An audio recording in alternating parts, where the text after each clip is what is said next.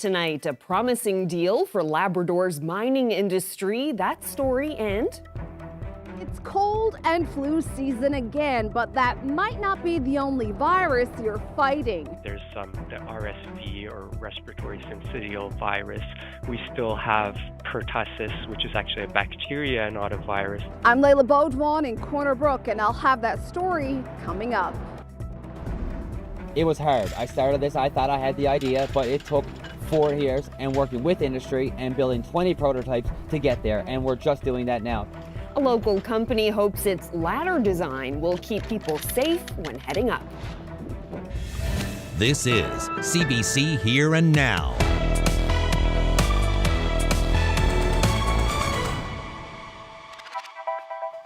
Good evening and welcome to Here and Now. We begin with some health news. Influenza numbers are down slightly this year, but this cold and flu season, health officials are seeing an uptick in a whole other spectrum of viruses competing for our immune systems. Layla Baudouin reports.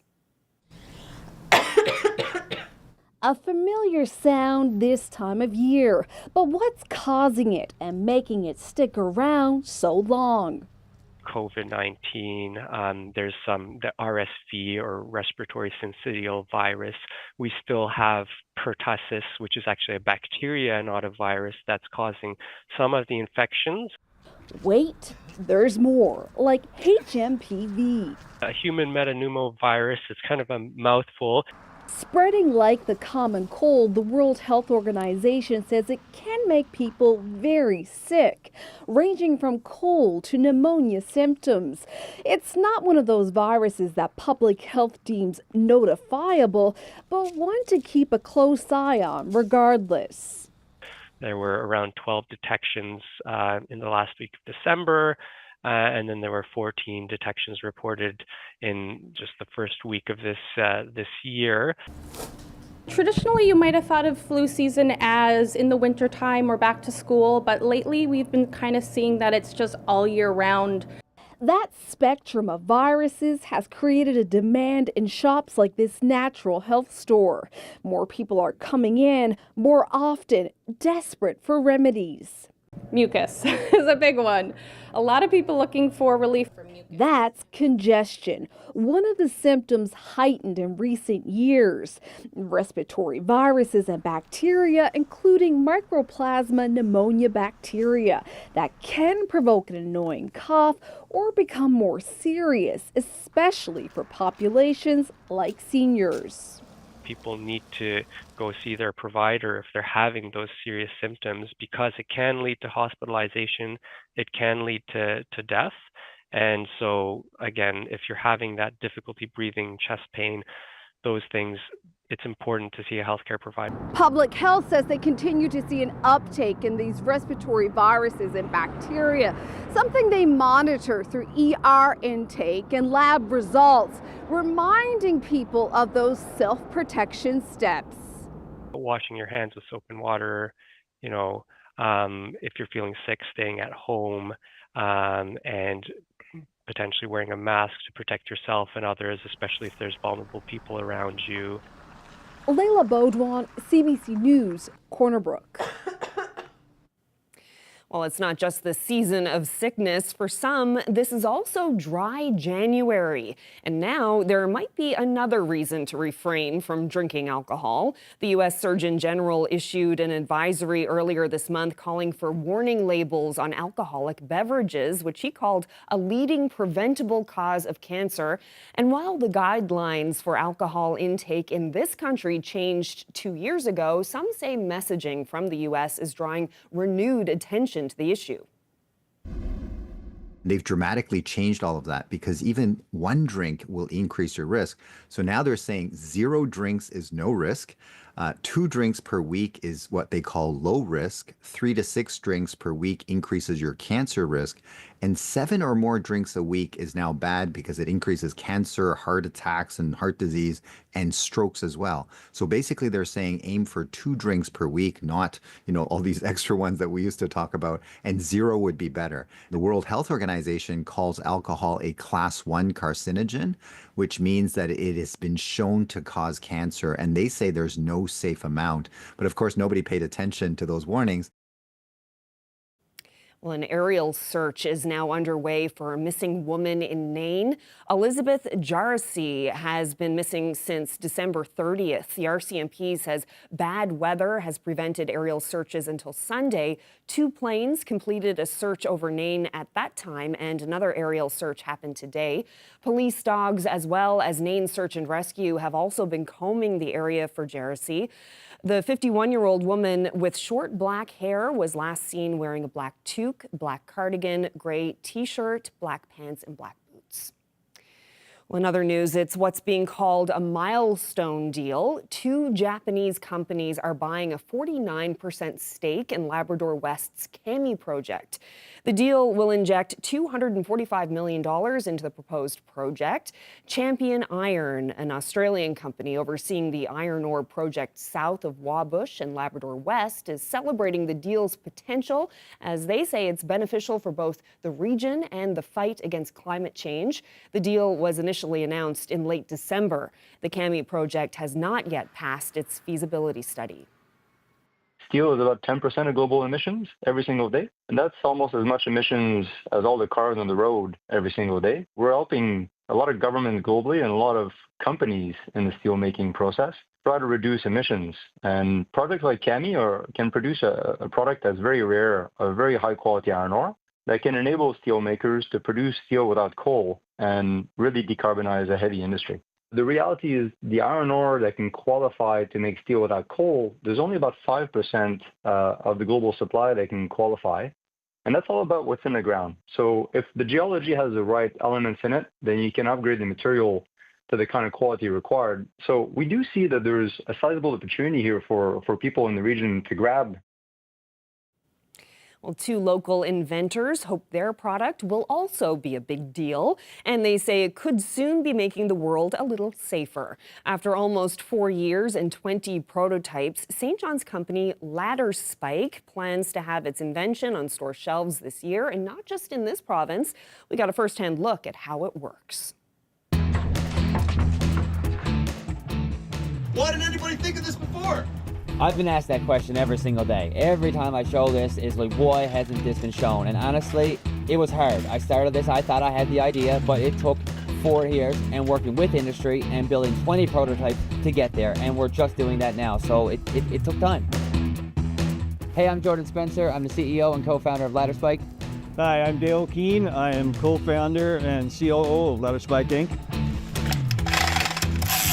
Ladder Spike is a Newfoundland company. We are redefining ladder safety on a global scale. We invent ladder safety systems that keep you safe from the very first step. Our first flagship product is a world's first portable ladder footing system called the Ladder Evolution Pro.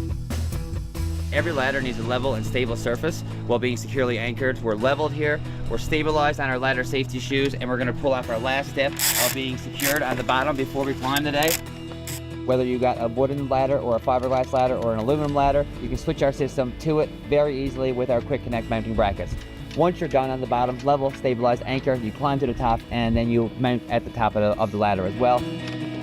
And your ladder should not be able to move. You cannot move this ladder when it's in place, you know what I mean? Your ladder's secured, you have no fear, and coming down is just as easy as getting up. Our aim at Ladder Spike is to eliminate ladder injuries when working at heights. What do we do in the industry right now? We have somebody to hold the base of the ladder. Economically, doesn't make much sense. Honestly, when COVID happened, I lost my job. That gave me the opportunity. I spent my whole entire life in the trades and seeing ladder safety on a global scale all across North America and the whole world. It was just an issue that I had the experience to know how to fix. Started with cardboard. I started going to Michael's around town, local store, building the cardboard prototype.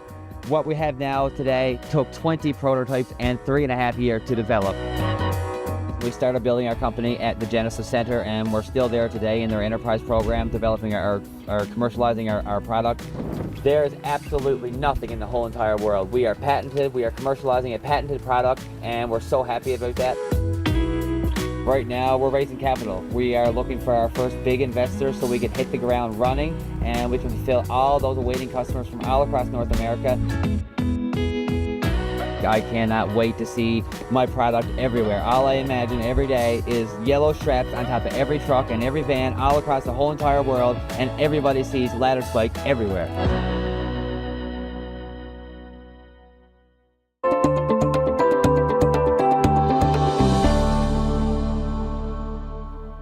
Now we head to Nova Scotia. Residents there on the eastern shore say they're being harassed by a drone operator. But as the CBC's Luke Ettinger reports, despite countless recordings and reports to authorities, the flights continue. So this is the drone. As you can see, it triggered our dogs. We nicknamed it the Green Goblin. Blair and Kim Davis first spotted floating objects over their farm a few years ago. They began making these recordings. More than 100 were shared with CBC News. They feel harassed and paranoid, wondering why somebody is always over top of their property. Despite reporting the incidents to Transport Canada and RCMP, the nighttime flights haven't stopped. Nobody wants to take responsibility. Yeah. It's past the buck, and yet we're here living this every night. Now, I said if an individual that was, if the mayor had drones flying over his house, I bet you there'd be some action taken.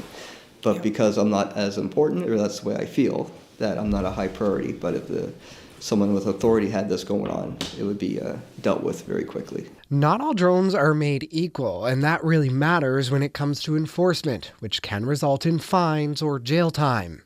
This one is 249 grams. In Canada, drones weighing between 250 grams and 25 kilograms must be registered with Transport Canada. The operator also has to have a pilot certificate, always maintain a visual line of sight, and below 400 feet. You cannot fly near airports and other aircraft without the right license and permissions.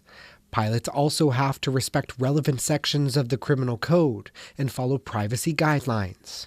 Voyeurism, yes. Mischief, yes. Yeah. Creating a nuisance, yes. Violating provincial municipal laws, yes. And particularly unnerving for Blair, a veteran who lives with PTSD. Transport Canada says it will use every tool at its disposal in an attempt to find an aircraft found to be operating in an unsafe and unlawful manner. The federal agency wouldn't comment on the specific case involving Blair and Kim Davis. Police also couldn't speak to it either, and they say the investigations are complex. For example, a pilot might not always be within the line of sight of the aircraft, making it harder to identify them. If it is simply illegal drone activity, that could be reported online to Transport Canada directly. However, if you believe there are criminal offences being committed, contact your RCMP immediately, and you can gather some of the information if you can. Drone color, drone identifying markers on it. Anything you can provide to officers certainly would be of big help. But the couple has been doing that, and they say the issue is of low importance to authorities. Christy Wilcox, who lives on the same laneway, agrees. It is disturbing. It's awkwardly disturbing, and it needs to be stopped. And I want to be able to enjoy my life peacefully and happily as possible. And our neighbors, we have a great community here, and we all want the same thing: peace, happiness, successful with our own businesses and helping one another. A 3-year peace bond was ordered in May 2023 against the person they believe is operating the drones. They believe the person has also been setting off fireworks and using firearms too, which Blair says is triggering for his PTSD.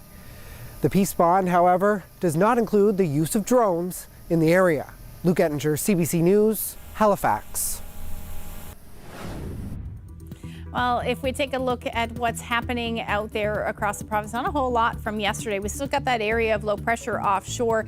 We do have some colder air continuing to affect parts of Labrador, and we're seeing that across the island as well. Definitely a more wintry mix than we have been seeing in the past little bit. In fact, some of us are even seeing some flurries with that as well. We still have that cold pocket of air well to the west, but it's going to catch up basically as we head towards the weekend, especially up across parts of Labrador with some of the coldest temperatures that we have seen so far this year. And then we've definitely got that continuing through the weekend until we get to Sunday and even into Monday. We will see some warmer air.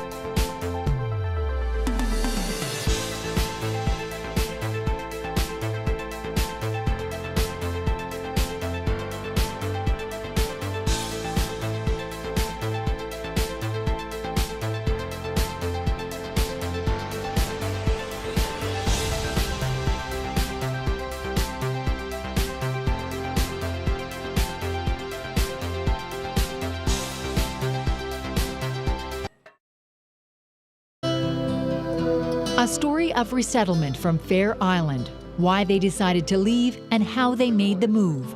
Watch Resettlers Remember, Sunday at 11:30 and Monday at 7.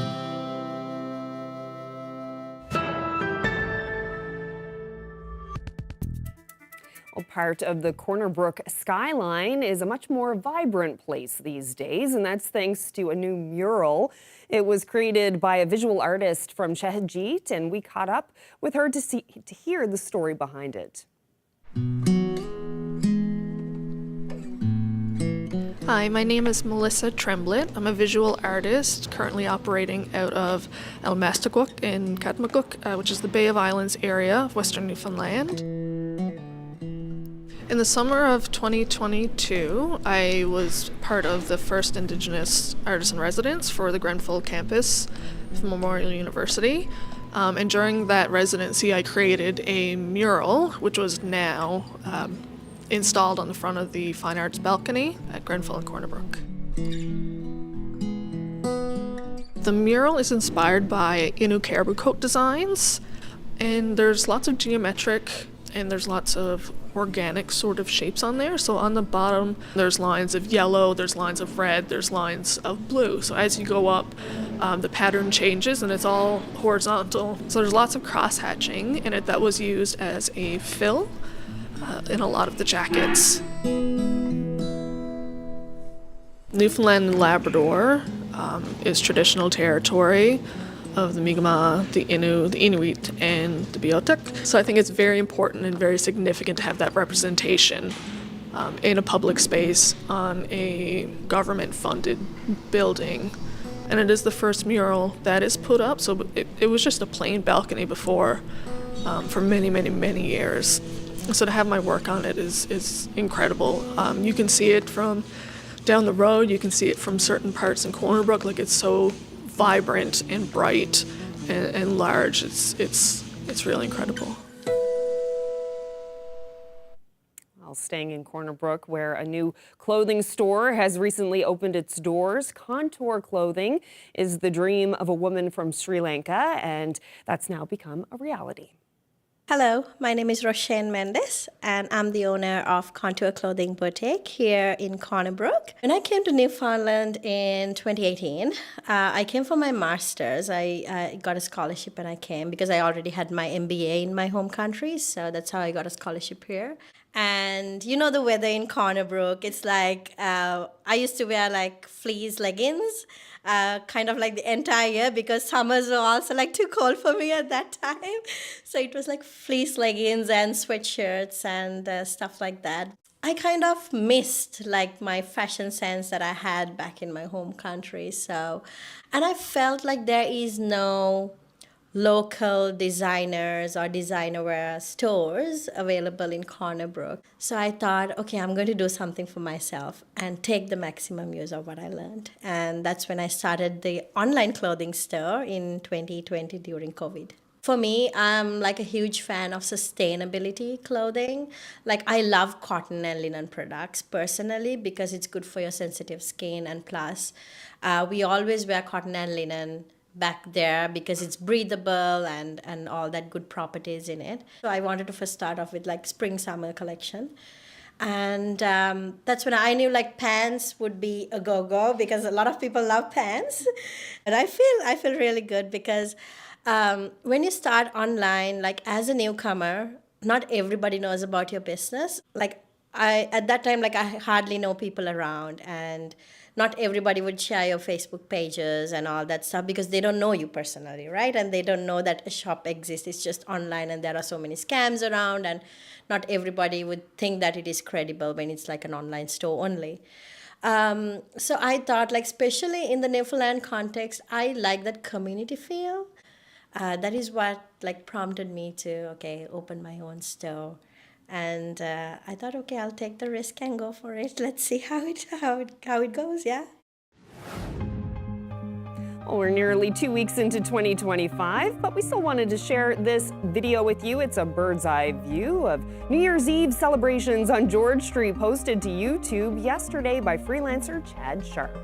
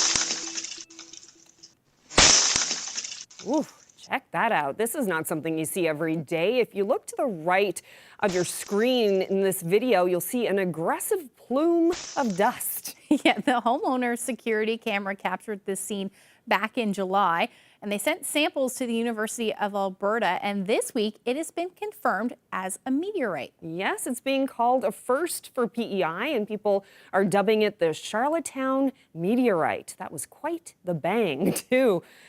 Good thing no one was standing there when that came down, but pretty interesting to see a meteorite. And speaking of things hitting the ground, snow hasn't been very much snow hitting the ground here in the east. How normal is the amount of snowfall that we've seen so far? It's certainly not normal across parts of the province, particularly, across eastern areas of the island, west coast, even up across Labrador. Much less snow than we would typically see this time of year. Let's take a look at the numbers. So this is just the snowfall that we've seen so far compared to how much snow is on the ground. So St. John's has picked up 12 centimeters of snow so far in January. Only 6 centimeters is sitting on the ground. Gander, 17.5. Again, most of this falling within the last week or so. 11 centimeters on the ground. Corner Brook, you've seen 9.6 centimeters. None of it is sticking. And then even up across Goose Bay, just only 3 centimeters is on the ground. So definitely would like a little bit more snow. And as we head through the next week or so, we're going to see a little bit of a pattern shift. First, though, we're going to deal with some much colder air up across Labrador, and then eventually we will see that warm up, but that won't come until we get towards basically the weekend, the end of the weekend into early next week. So just taking a live shot, look at the live shot outside right now. We can see some snow again on the grassy surfaces there. Temperatures are below zero, -3 right now. And those winds are generally light out of the west, around 7 kilometers per hour. And really temperatures across the island are sitting below zero, and up across Labrador as well. -15 in Lab City, -6 in Happy Valley, Goose Bay. And Makkovik, you're currently sitting at -8. If we take a look at the satellite and radar, there isn't a whole lot happening. We have some flurries for the west and a few flurries happening across the Avalon and even up across the northern portion, or really along the northeast coast. That chance will continue as we head through tonight with this generally onshore pattern, especially up across or along the northeast coast rather. Nothing really significant happening though anywhere. We do still have the chance of some flurries as we head through the overnight tonight up across parts of Labrador. But like I said, nothing too significant. Overall temperatures are going to sit into the minus single digits. Winds generally between 5 to 10 kilometers per hour across the island. Labrador cold and quiet. -19 will be the overnight low in Lab City tonight. -7 though as you head towards Cartwright. And you are looking at the potential for some flurries. So coastal areas, southeastern portions of Labrador for tonight. Now, as far as the accumulations go, as it has been over the last little bit, essentially the highest accumulation will likely be from Green Bay, White Bay through to Bonavista North, where the potential for 2 to 5 centimeters of snow is possible. This takes us through to Friday morning. But we could see some heavier bands of snow develop, especially tomorrow night and into early Friday, which could amount to a little bit more snow. So closer to 5 to 10 and maybe even higher than that, depending on how persistent some of those snow bands will be. Up across Labrador, really nothing in the way of accumulation, just a few more flurries, certainly possible for those of you in Lab West, but that's only a trace to maybe 2 centimeters of snow. So let's time it out. Tomorrow afternoon, there actually may be some sunshine in the mix as well, mainly east. That will be the best chance of seeing some sunshine, at least through the first part of the day. But there's those snow bands that I was talking about. So some of them could drop a little bit more significant snow through the evening and then into the early morning hours on Thursday. And then as far as Labrador goes, not a whole lot to talk about weather-wise. We'll actually see some clearing skies starting in the north and then clearing through the overnight and into early Thursday morning for mid-coast for you. Now, as far as the temperatures go for tomorrow, it's, still a little bit above where we should be sitting this time of year, but near or just below zero. Overall, those winds will be out of the northeast. Again, not overly impressive, but between 25 to 30 kilometers per hour. And again, some flurry potential. Some sunshine possible, some peaks of sun for parts of the west coast, particularly around Stephenville and really the south west, and then across Labrador. You are looking at your temperatures, again, still above zero or above normal, below zero, but about -2 for Mary's Harbour.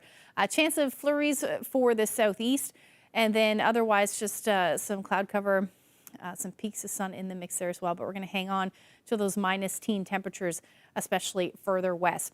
So as we get into the weekend, we are going to see some warmer air. But as we get into the beginning of next week and then the midweek, we're going to start to see some much colder air, more seasonable air affect parts of the province. And I'll get into that in the long-range forecast.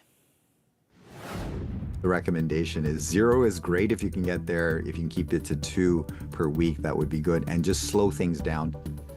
Why physicians say less is more when it comes to alcohol and your health, and what some want to see to warn of the health risks of alcohol. We'll have that when we return.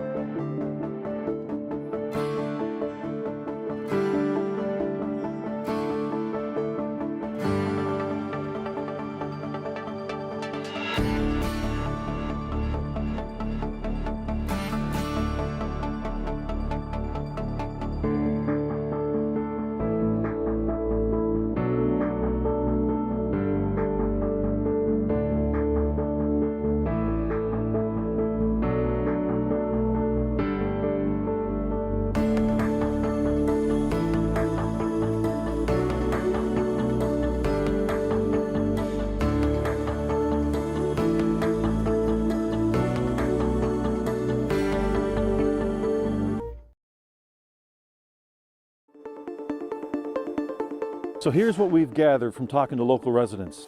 I spoke with a renter who's facing eviction this fall. It is not for the weak of stomachs. What does it mean for you to be able to give that advice and to know that you've helped?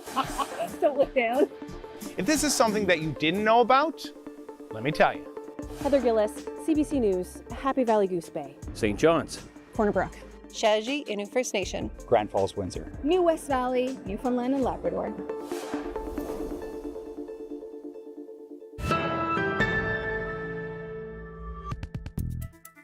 Well, you may be one of many people doing dry January this year, and this next story may be even more motivation for you. The U.S. Surgeon General has issued an advisory saying alcohol is a leading preventable cause of cancer and is recommending adding warning labels on alcoholic beverages to include cancer risks. CBC medical columnist Dr. Peter Lynn is here now with more on this. So, Dr. Lynn, we've heard about the connection between alcohol and cancer before, but can you really break it down for us and explain exactly how and why alcohol can cause cancer? Yeah, there's actually 4 different ways it can lead to cancer. The first one is that alcohol is converted into acetaldehyde, and this stuff is toxic. So our body has an enzyme that gets rid of it. It converts it into acetate. We can burn it as fuel. But when you drink too much or too fast, that little enzyme can't work fast enough. And so the toxic stuff builds up and then it damages your DNA or your cells. And if you damage the blueprints, then you get mutations and then cancer. Interestingly, you know, those Asians that have the red face, they're missing that little enzyme guy. So they can't process off any of the toxic stuff. And that stuff opens up the blood vessels in their face. And that's why they get the red face. So if they decide to drink, then they're at very high risk of cancer. Thankfully, they don't like the red face. So many of them don't drink so that they're not in trouble.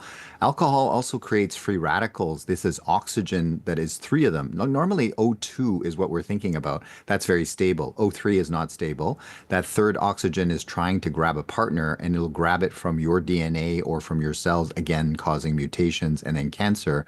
And alcohol can increase estrogen hormones. That's the female hormone that says grow, grow, grow. If there happens to be a cancer cell there, a breast cancer cell, let's say, and it says grow, grow, grow, then the cell will grow, and that's why there's increase in breast cancer as well. And then finally, it can carry other toxic chemicals. You know how when you have some sticky stuff on a counter, you put some alcohol on it and the sticky stuff goes away? That sticky stuff is actually going into the alcohol, so it acts as a solvent or a carrier of other chemicals. And these are the 4 different ways that the Surgeon General's report said that, you know, alcohol can be linked to cancer. Okay, and can we talk about amounts? What are the guidelines these days in terms of like how many drinks people can have per day or per week? Yeah, so our guidelines changed in January 2023, again, after New Year's, before they told us about it. And basically what they said was, we used to say 15 drinks per week for men and about 10 drinks per week for women. And they've dramatically changed all of that because even 1 drink will increase your risk. So now they're saying 0 drinks is no risk.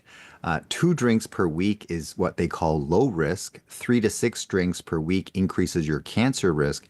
And 7 or more drinks a week is now bad because it increases cancer, heart attacks, and heart disease, and strokes as well. So basically they're saying aim for 2 drinks per week, not, you know, all these extra ones that we used to talk about, and 0 would be better. And of course, 1 drink is not half a bottle of wine, right? So there is a standard drink, which is 14 grams of alcohol. Now, you and I are not going to know how to calculate that when we're drinking. So they did the math for us. So hard liquor, that would be 1.5 ounces. Wine is 5 ounces.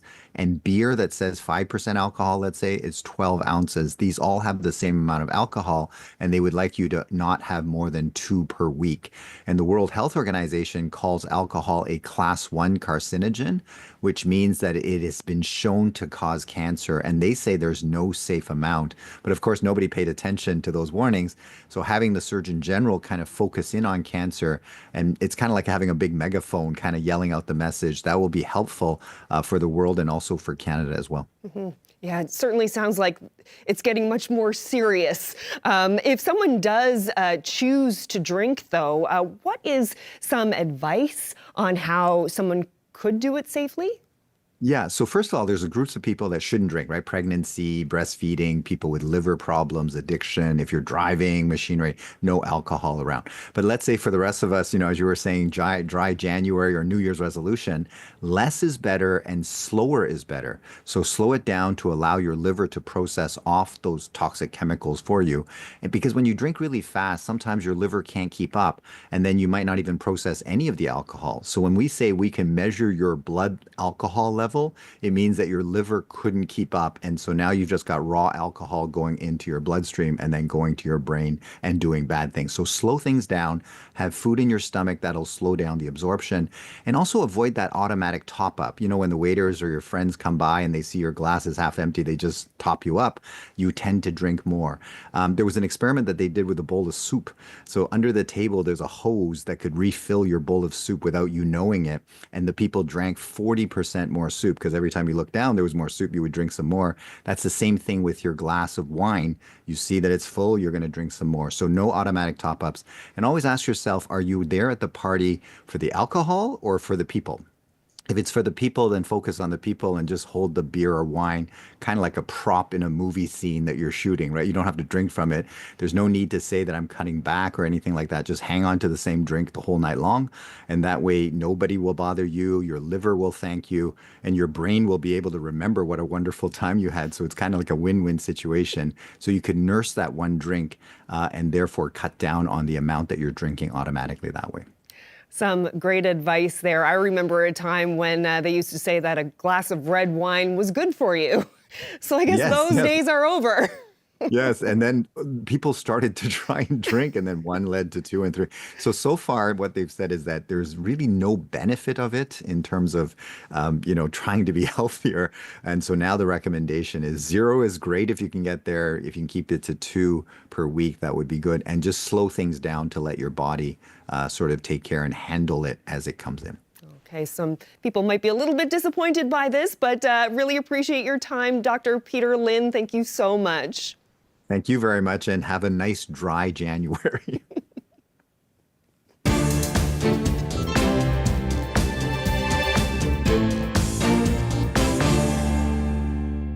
Well, uncertainty over the future of the Liberal government has thrown some of its key programs up in the air. With 3 million Canadians already having access, dental care was set to expand to millions more this year, and not a single drug has been paid for through the pharmacare program. Marina von Stackelberg looks at what could happen next. This is an important tooth we want to keep around for. Dr. Brandon Doucette says he witnesses firsthand why the Canadian dental care plan is so needed. I've seen dozens of times people try to extract their own teeth with pliers, and I'm left trying to dig out whatever's left. Right now, the insurance program helps pay for dental work on 3 million seniors, children, and disabled Canadians. It was supposed to expand early this year to 6 million more people.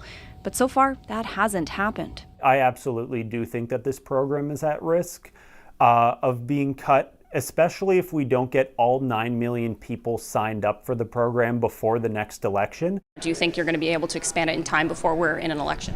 Absolutely, I want to see that get done. But the clock is ticking. The government likely only has months to expand dental care and bring in pharmacare. You want me to do it somewhere else? That program's future is also unsure. Ottawa hasn't reached a single deal with provinces or territories to pay for contraceptive and diabetes drugs. I am very excited and confident that we're going to be able to get that done, and I think then there will be a choice for Parliament. Do we get a little bit more time to get all of the pharmacare deals done?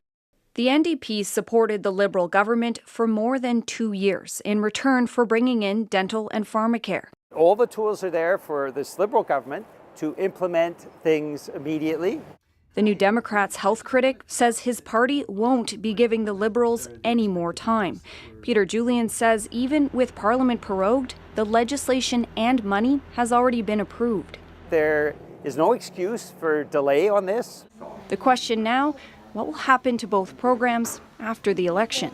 With respect to health and social services historically, once these programs are in place, they tend to stick around, even with changes in government. The Conservatives did not respond to multiple requests for comment.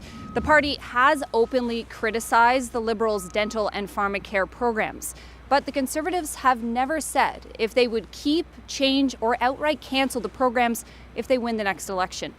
Marina von Stackelberg, CBC News, Ottawa. Well, an update now on the fires in Los Angeles. Fire crews there are on high alert for new fires that could explode into an inferno. Most worrying for them is the intense dry winds. Severe fire weather conditions will continue through tomorrow.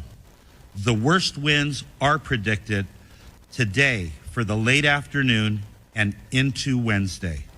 Overnight, a new fire erupted in Ventura County, just past Malibu. The wildfires have killed at least 24 people and destroyed thousands of homes over the past week. Search efforts continue for at least 24 people still reported missing. Nearly 90,000 people remain under evacuation orders. Authorities have arrested dozens of people for looting and for arson.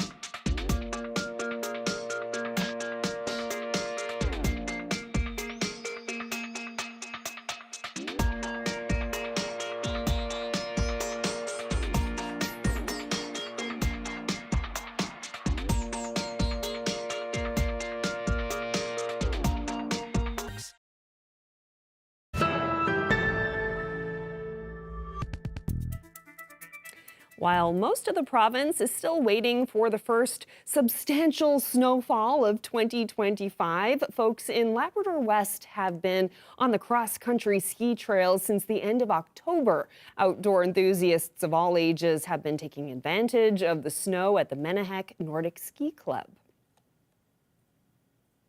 And early snow has always been a big draw for cross-country skiers in Western Labrador. Skiers from across Canada and the U.S. would flock to Labrador City for some early season training, and we dug into our CBC archives to bring you a tale from the trails in 1982.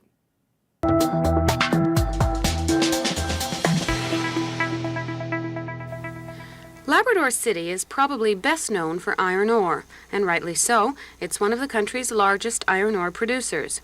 But it's fast becoming well known for something entirely different than iron ore, cross-country skiing.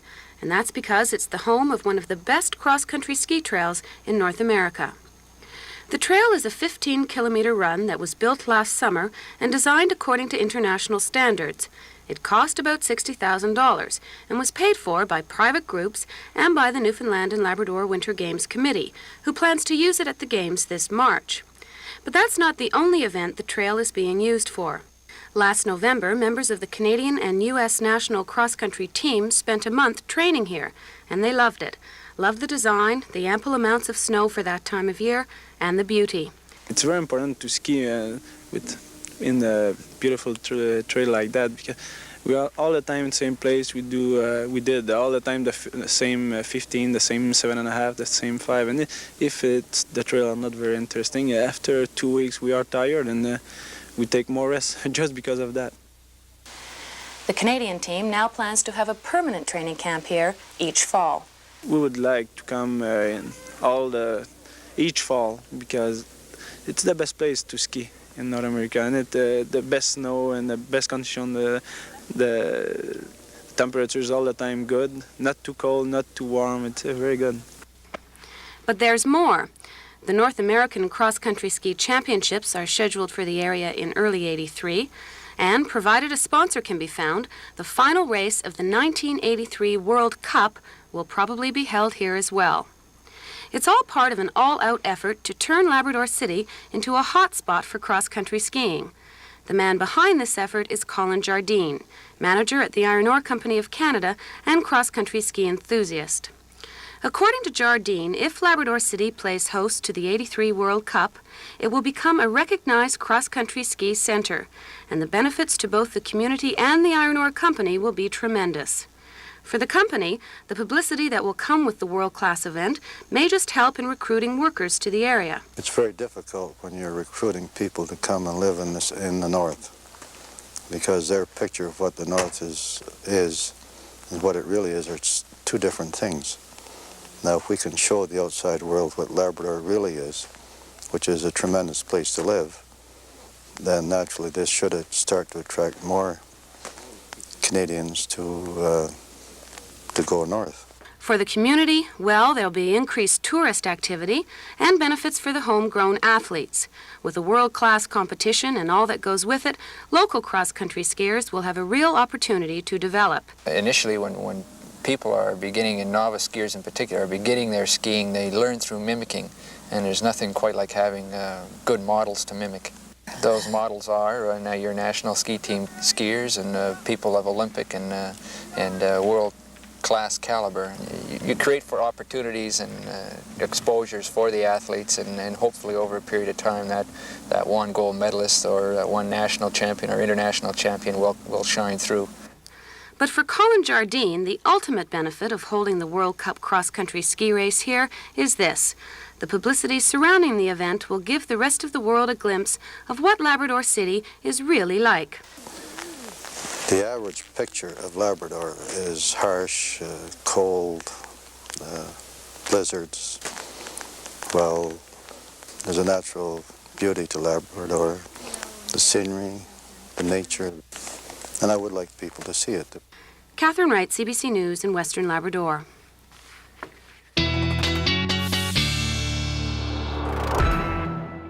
Just love those old archival pieces, 1982. So pretty in Western Labrador on those trails. Haven't been out on a ski trail like that in years. Yeah, since I lived, well, actually, no, you know what? I think I tried in Happy Valley Goose Bay when I was up there for the games. Okay.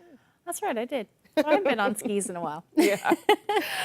So mentioned earlier that Western Labrador has been seeing snow this winter, but a lot of other places have not. No, absolutely not. I'm just going to show you one more graphic. I kind of added to it from earlier during the show here, just to give you kind of an idea of what the normal snow depth would be if it were a normal year. So 16 centimeters would be the normal snow depth for St. John's. Corner Brook 36, 28.6 in Corner Brook, and Goose Bay 56.7 centimeters. Now you have to go back quite a few years though. I looked up the numbers. I think it was 3 years, maybe 4 years that you'd have to go back to get that snow depth for this time of the year. But definitely well below what we should be seeing snowfall-wise. But it does just take one snowfall to bring that back up. I don't see that now anytime soon, at least not in the long-range forecast, because as we head through to the weekend, in fact, we're going to see a little bit of a warm-up. So for now, that area of low pressure for Thursday does look like we'll see some snow for the east. I don't think it'll accumulate too much, but we're still definitely looking at the potential for some flurries on Thursday for St. John's. Temperatures will hover around the 0 degree mark, maybe a degree above or below. Northern Peninsula will sit into the minus single digits, same thing along the strait. And then for Labrador, generally looking at those temperatures into the minus teens for Lab City, and then about minus 9 to minus 12 for the rest of the Big Land. Now, as we head into Friday, that area of low pressure will move off. Quiet day for the most part, especially up across Labrador. Still looking at some lingering flurry activity across the island, but again, not much in the way of accumulation. Overall daytime highs, again, a couple of degrees within zero, either above or below. And then Labrador, some of that colder air finally heading towards the coast. Cartwright should see a high around minus 11 for your Friday. As we take a look at the long-range forecast, there's that warm-up on Sunday that I was talking about. So it does look like we'll see potentially some flurries on Saturday, and then that will change over to the potential for some rain on Sunday with a daytime high around 4 degrees. That looks like that warm air might stick around until we get into Monday. Same thing for central Newfoundland. So basically whatever's on the ground will have a hard time staying there as we see a high near 5 degrees, western Newfoundland around 3. And then for Labrador, a little bit more of a warm up by Sunday, but not by much, still well below zero. And western Labrador will hit between minus 10 and minus 14. Now our weather photo of the day in Rose Blanche. Take a look at this shot. Gorgeous. Look at those, that's sun. I don't know whether that was sunset or sunrise, but beautiful lighthouse photo there. James, thank you so much for that. If you have any weather photos that you would like to share with us, send them to nlphotos@cbc.ca. Just stunning. Thank you so much, James. Can't believe Sunday, 4 or 5 degrees on the island. Mm-hmm. Wow. Yeah, but as we head into the, next week, it does look like temperature's going to head back down. All right. Even below zero. I mean, below normal. Right. Okay. All right. Well, that's it for us. Thank you so much for spending part of your evening with us. Hope you can join us again tomorrow. Good night.